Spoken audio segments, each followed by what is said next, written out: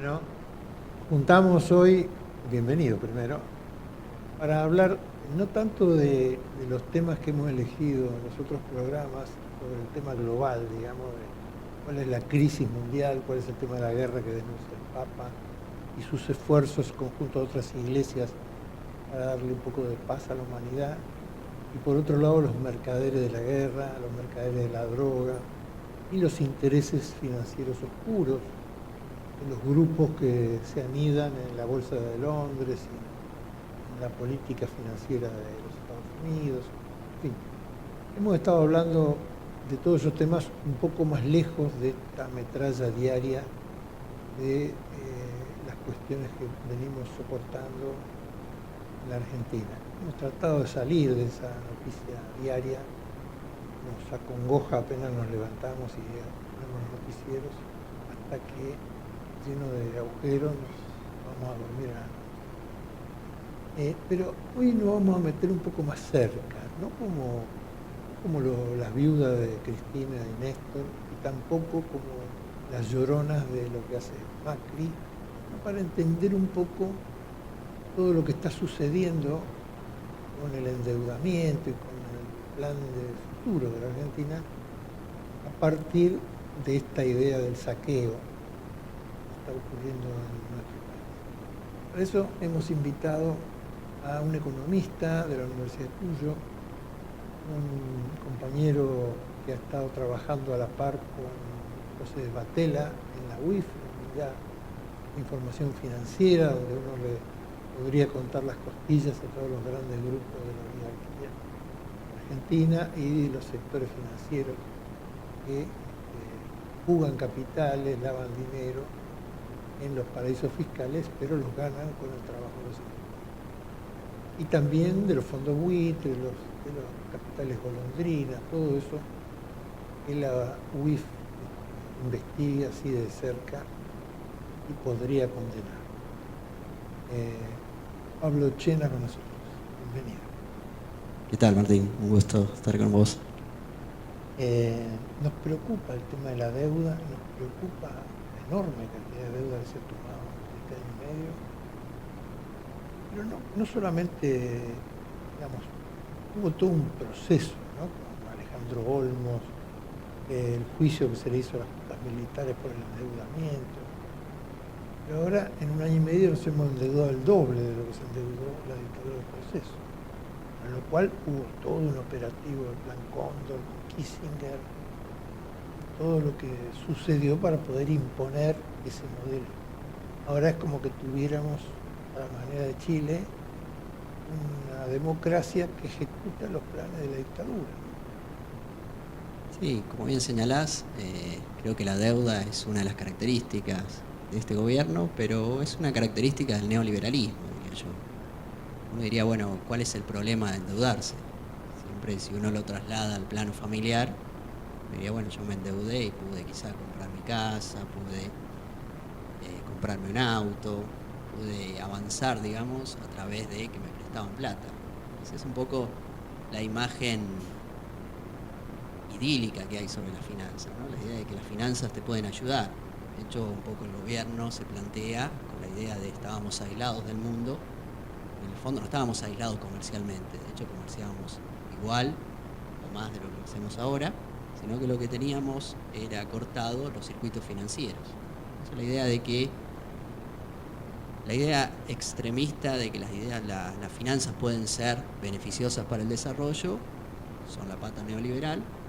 Ellos justamente vienen a traer las finanzas versus un modelo productivista que impone condiciones a lo que podría ser un financiamiento a la vieja usanza, que sería un financiamiento al desarrollo. El problema con la deuda tal cual lo muestra el gobierno de Macri y el neoliberalismo es que lo utilizan como un mecanismo de dominación, porque por un lado les permite a ellos realizar una gran transferencia de ingresos de los sectores populares a los sectores financieros, los sectores ahorristas financieros, que son los ricos, y por otro lado les dan los mecanismos necesarios para sacarla del país y acumularla en los países centrales, lo cual nos deja a nosotros sin recursos para el desarrollo. Por eso me parece viene el título, un poco que planteabas en la charla, de que efectivamente uno podría ponerle como título el saqueo a esto que estamos viviendo. Es un saqueo que están haciendo los ricos prácticamente en todo el mundo y que es muy difícil encontrarle solución. Yo creo que una de las características que tenemos en este siglo XXI es que no le hemos encontrado la vuelta a resistir de manera creativa al neoliberalismo. Creo que resistimos bien al capitalismo industrial, digamos, los trabajadores cedieron los sindicatos, cedieron los derechos a huelga, las peleas para frenar la vorágine del capitalismo industrial, pero el capitalismo financiero domina de una manera en la cual todavía no encontramos a nivel social y a nivel humanitario la manera de parar su vorágine. Muy interesante un artículo que escribió el escritor y psicólogo Jorge Alemán, que fue el agregado cultural argentino durante el periodo de los Kirchner en España, que plantea que el neoliberalismo ha logrado imponer con todo su poder, no solo financiero, sino mediático, un modelo de sociedad, de individuo, que actúa sobre cada persona, que se ve reflejada en ese mundo que pinta el neoliberalismo, y que los sectores que defienden al pueblo, a la gente sencilla, común, su trabajo, no han logrado armar ese escenario imaginario, digamos, para que la gente entonces defienda el modelo que le permite ese tipo de felicidad, ¿no? Obviamente, el modelo de felicidad a través del dinero ya se demostró con Cristina Onassis, que teniendo todo el dinero del mundo, comprando en las mejores tiendas del mundo, las mejores joyas del mundo, viviendo en los mejores palacios, andando en las mejores limusinas, las mejores lanchas, los mejores cruceros, siendo asediada por todo el mundo y qué sé yo, no suicidándose. Ya sabemos que ese modelo nos lleva a la felicidad. Mucha gente tampoco sabe que la sociedad, digamos, atractiva del neoliberalismo de Estados Unidos no es la sociedad, digamos, del primer mundo más justa, porque en todo caso en Canadá hay muchos mejores sistemas de salud, en Inglaterra hay muchos mejores sistemas de salud, en Francia hay muchos mejores sistemas de salud, en Estados Unidos no hay ningún sistema de salud para la gente pobre, pero además en Estados Unidos a los trabajadores no les pagan aguinaldo, no les pagan vacaciones, no les pagan, cuando los echan no les pagan indemnizaciones. Es un modelo ideal para los empresarios, no para los trabajadores.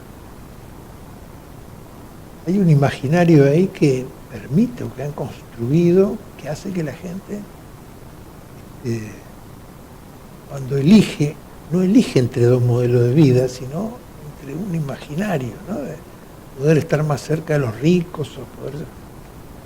No sé cómo es, el imaginario es un tema para los sociólogos, no para nosotros, pero... Sí, eso nos lleva, digamos, a una reflexión por ahí un poco más entre sociológica y económica. Yo creo que el gran poder que han tenido las finanzas es que cambiaron el escenario en el cual se mueve la sociedad. Un poco lo que planteas vos. Llevaron a otro escenario donde el valor de las cosas, creo que eso es lo novedoso, ya no está en el trabajo. Está la vieja discusión de que las cosas valen por el trabajo que tienen. Y tampoco está en el consumo, que era el segundo estadio del capitalismo, que era yo soy feliz porque consumo. Fíjense que en esta etapa de las finanzas es la etapa de que está mal, digamos, el trabajo no se necesita, pero tampoco se necesitan grandes consumidores, o sea, es una terapia de ajuste la que vivimos, en pos de un consumo y de una lógica que nos disciplina para un futuro. Entonces, lo que vivimos es un cambio en la forma de controlar socialmente. Si pasamos de la vieja idea de que a la gente se la tenía que controlar en la fábrica, se la disciplinaba en la fábrica, para eso la escuela cumplía esa función también. O sea, la escuela lo que hacía era prepararnos a cumplir horarios, a respetar la autoridad, todo eso que después reproducía la fábrica.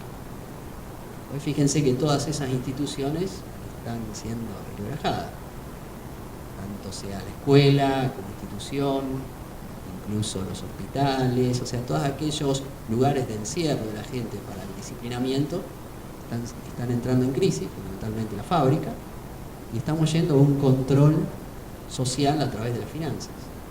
Entonces ya no importa en qué trabajo, cómo trabajo, sino que la disciplina financiera, lo importante es que yo pague las deudas del 1 al 10. Lo que hago a partir de ahí no importa, porque el control ya lo tengo desde las finanzas. Y eso cambia las subjetividades de la gente. Por un lado cree que puede hacer todo sola, como ya digamos, el ideario no está en ir a la fábrica y juntarse con otros trabajadores y plantear sujetos colectivos, sino que la única obligación que yo tengo con la estructura de poder es de pagar los días, y eso cuando vencen, digamos, las obligaciones financieras, ir y pagarle a las finanzas lo que hay que pagarles, porque el valor es financiero, es decir, vale lo que las finanzas dicen que vale. Ellos establecen qué trabajo vale, qué trabajo no, por qué vale tanto un CEO y tan poco un operario, por qué se ha ampliado esa diferencia, por qué vale mucho más alguien que se dedica a operar en la bolsa, gana mucho más dinero que un maestro, que un profesor, que alguien que educa, que alguien que cuida la salud de los trabajadores, un médico. Evidentemente trabajan sobre los valores sociales. ¿Dónde va, por ejemplo, ha habido una explosión de precios de los supermercados de los alimentos? ¿Dónde va ese remanente que se guardan para sí los supermercados que obligan a la gente a un gasto desmesurado con el beneficio de los supermercadistas, digamos, pero de una manera dictatorial, exponencial? ¿Dónde va todo eso? ¿Una ganancia individual de las corporaciones o es un objeto de lavado, de sacar el dinero afuera, de generar succión? Yo creo que en el fondo lo que está trabajando ahí es el esquema financiero. O sea, hoy las grandes corporaciones de venta de alimentos son esencialmente corporaciones financieras. O sea que es una aspiradora de capital, digamos. Claro, trabajan de excedente. Con aspirar el capital y compararlo. Uno dice, bueno, ¿por qué incluso en la Argentina, los monopolios en la Argentina de alimentos colocan el precio de los productos que consumimos acá por encima de América Latina? O sea, podría preguntarse por qué esa diferencia incluso con otros monopolios que trabajan en otros países. ¿Por qué? Y ahí tiene que ver con que acá nosotros estamos generando un valor financiero por encima del resto de los países. Es decir, cualquier monopolio que trabaja en la Argentina lo que dice es: coloco un producto en la góndola o la coloco en la bicicleta financiera. Como la bicicleta financiera acá es tan rentable, al producto que voy a llevar a la góndola o que voy a vender en cualquier lugar, le coloco un margen de ganancia que haga que sea más rentable justamente vender el producto que colocarlo en la bicicleta financiera. Es decir, la bicicleta financiera no es un problema solo por lo que implica en términos de lo que gasta el Estado en intereses para pagarla, no es un problema solo de un casino, sino es un problema porque eleva todos los precios de la economía. Le coloca una rentabilidad mínima a todo, tan elevada, que por eso solo crecen los monopolios en este sistema, solo se concentra la economía, porque para lograr semejantes niveles de ganancia, que son los que me imponen la finanza a través de la bicicleta financiera, que marcan un piso, solo puedo superar ese piso en actividad productiva si me concentro y logro márgenes mayores. Entonces lo que vemos es una relación directa entre la bicicleta financiera y los precios de toda la economía por encima de lo que son en otros países, donde incluso el neoliberalismo no tiene semejantes ganancias como está teniendo acá, porque acá somos, dentro de un mundo neoliberal, somos como la panacea hoy. Expliquemos a la gente lo de la bicicleta financiera, aunque es conocido en general, pero me parece que cada vez hay que explicar. Y la bicicleta financiera, digamos, para que lo entienda el público en general, yo lo sintetizaría en una intervención al Banco Central. O sea, lo primero que hacen las finanzas, por eso ellos dicen que son el libre mercado, porque lo único que les interesa básicamente intervenir es el Banco Central, es el mercado de dinero. Lo que hacen es colocar como si fuera un precio mínimo, que es una tasa de interés muy alta, por encima del mercado. Si recordemos que un mercado sería un precio de mercado, sería un precio que se pondrían de acuerdo compradores y vendedores, en este caso ahorristas y deudores. Ahora aparece el Banco Central y dice: yo voy a tomar todo el ahorro que hay en la Argentina a una tasa de interés muy alta. Es más, voy a tomar todo el ahorro que aparezca. Entonces viene gente de afuera, dicen, Argentina están dando semejante tasa de interés, vengo con los capitales financieros, los fondos de inversión, vienen de afuera a invertir acá. Los capitales golondrinas, como se llama. No, llamémosle golondrinas. ¿Cuál es la característica? Es que se la vienen a prestar al Banco Central. Pero el Banco Central, por otro lado, no produce nada. Entonces la pregunta es cómo va a ser el Banco Central para devolverlo. Si no produce nada y tampoco deja que nada se produzca, porque coloca una tasa de interés tan alta que nadie que tiene un proyecto productivo va a estar deseoso de invertir en la Argentina con semejante tasa de interés y tiene que pedir un crédito. Entonces, el Banco Central no hace nada, no produce. La actividad privada tampoco, ¿cómo la vamos a devolver? Y eso es lo que hablábamos al comienzo de la trampa de las finanzas. O sea, nosotros estamos cayendo en la trampa financiera, no en las finanzas para desarrollarnos, que es lo que nos plantean desde los sectores del gobierno. La bicicleta financiera, como para terminarte la idea, es, no entran tantos dólares, el dólar se vuelve barato, entonces la tasa de interés en dólares es muy alta. Yo tengo una tasa de interés alta, más un dólar barato. Y de esa manera lo que hacen es, aprovechan la tasa de interés en la Argentina, cobran en la Argentina y después se vuelven a llevar el dinero afuera y entra justamente con un mecanismo como si fuera una bicicleta en la cual entra plata, aprovecha la tasa de interés, se va, entra, se va. Y eso lo que nos va haciendo es chupar nuestro excedente, es decir, nos está sacando afuera nuestra riqueza. Con lo cual nosotros no somos un país pobre que tenga que aumentar la productividad, que los trabajadores tengan que ganar menos, etc. Lo que somos es un país que no soporta con su riqueza semejante expoliación, semejante saqueo. Es decir, es tanto lo que se llevan que necesitan seguir achicando los salarios para llevarse más. Y esa es la dinámica en la que estamos ahora. Lo que nos proponen es ganar menos, ser más productivo, generar más ganancia, porque esa bicicleta financiera que tenemos es un huracán que absorbe todo lo que uno genere. Lo cual, si seguimos en esta dinámica, vamos a ser cada vez más pobres, trabajar cada vez más tiempo y no vamos a ver los frutos de eso, porque todo lo que estamos generando de riqueza se está yendo a los países centrales, en una relación, yo diría, colonial. Había un ejemplo clásico que decía que todos los días le daban un poco menos de comida al caballo para que se acostumbrara a vivir con menos y a que al final efectivamente se acostumbró, pues se murió de hambre. Es casi infantil, pero es un poco lo que pasa, ¿no? Hay una parte importante de la población en la Argentina que es ese caballo que se muere de hambre. Eso genera a su vez la otra pata, que es el mecanismo de exclusión. Es decir, cada vez hay menos cantidad de gente que es empleable por el sistema y aparecen masas enteras de poblaciones que están en la edad económicamente activa, es decir, que son poblaciones trabajadoras, que quedan afuera de los nuevos criterios de empleabilidad que colocan las multinacionales para ser empleables. Entonces tenemos una masa enorme que, como no entra dentro de la población empleable con las multinacionales, están sobreactuando la política social. Entonces la política social que nace en el Estado peronista, en Argentina, en el Estado de Bienestar, en Europa, etcétera, para atender a los niños y a los ancianos, hoy se está utilizando para atender un gran porcentaje de la población económicamente activa. Tenemos mucha política social, un exceso de política social, en parte es más barato que tener política económica, y cada vez menos gente dentro de lo que sería contemplada en la política económica. Había algunos comentarios en los suburbios que decían que por fin nos han traído asfalto al barrio, que siempre fue un pedido histórico, pero ninguno del barrio tiene plata para comer. ¿No? Todo lo que sea obra, bueno, seguramente tendrá su rentabilidad para el gobierno, y para los capitales que traen, pero la gente tiene asfalto, pero no tiene trabajo, no tiene que comer.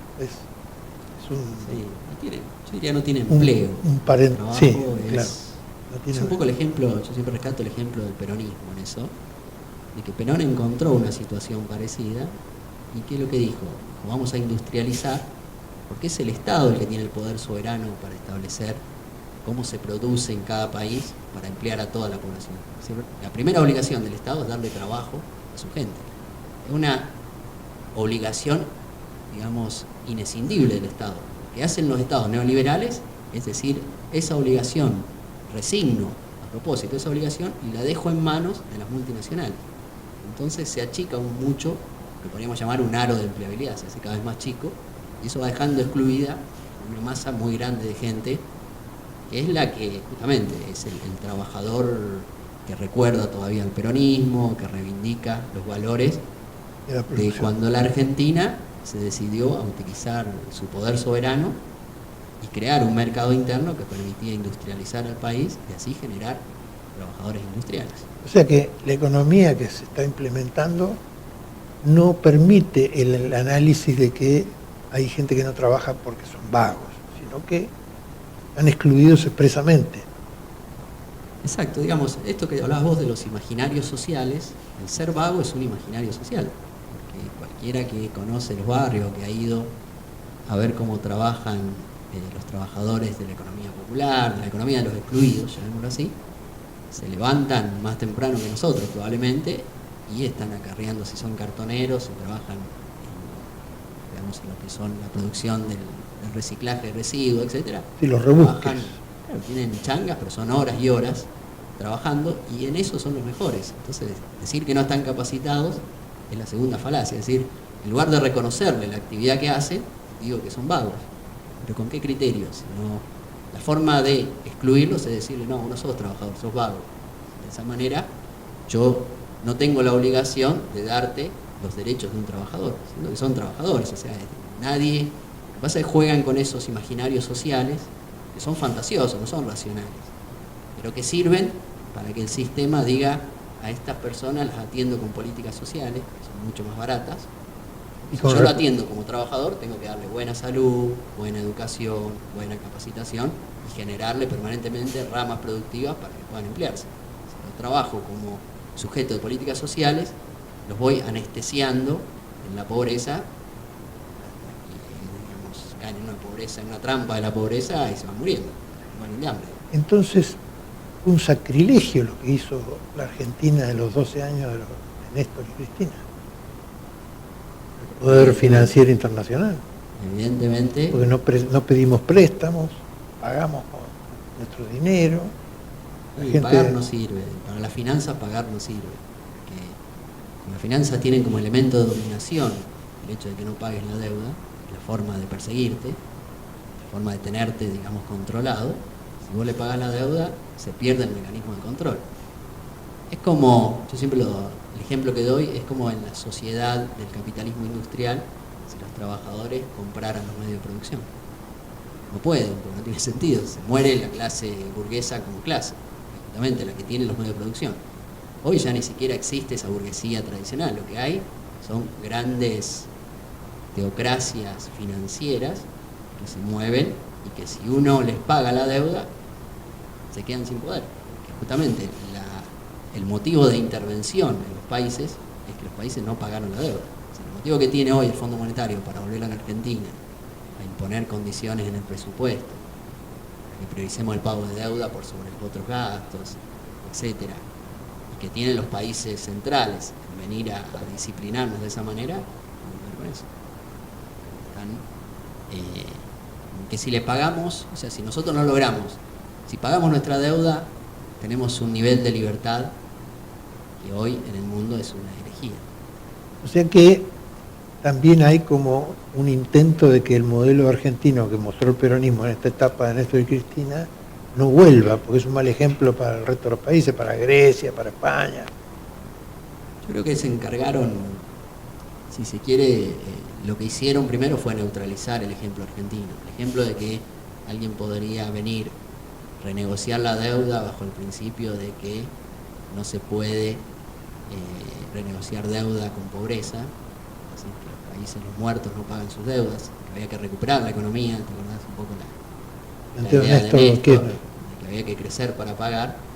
Esa idea golpea el sistema. Entonces, lo primero que hicieron fue neutralizar la expansión liberadora que esa idea tiene en los pueblos más oprimidos por la deuda, y luego, en la batalla final, que fue contra los fondos buitres, mostraron el poder que tienen para ya no contener a la clase política, cuando alguien con convicciones está ejerciendo la dirección de la honestamente toman el poder político.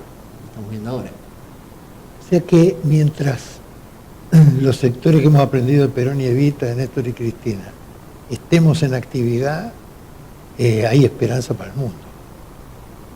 Yo creo que sí, Exagerando un es poco. la esperanza, por lo menos para la Argentina. Vamos a empezar por la Argentina y la patria grande. Creo que lo que hay es experiencia de que no es las finanzas o el sometimiento o la nada, sino que hay otra cosa.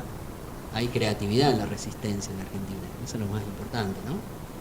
La idea de que la verdadera revolución, la verdadera rebelión contra el poder viene cuando esa resistencia se vuelve creadora de nuevos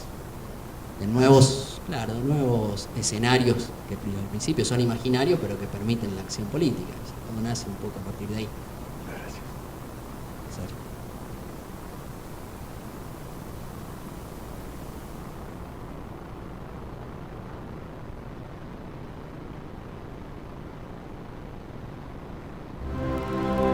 Es una absurda contradicción hablar de paz, negociar la paz y al mismo tiempo promover o permitir el comercio de armas. Esta guerra de allá, esta otra de allí, ¿es de verdad una guerra por problemas o es una guerra comercial para vender estas armas en el comercio ilegal y para que se enriquezcan los mercaderes de la muerte? Acabemos con esta situación. Pidamos todos juntos por los responsables de las naciones, para que se comprometan con decisión a poner fin al comercio de las armas que causa tantas víctimas inocentes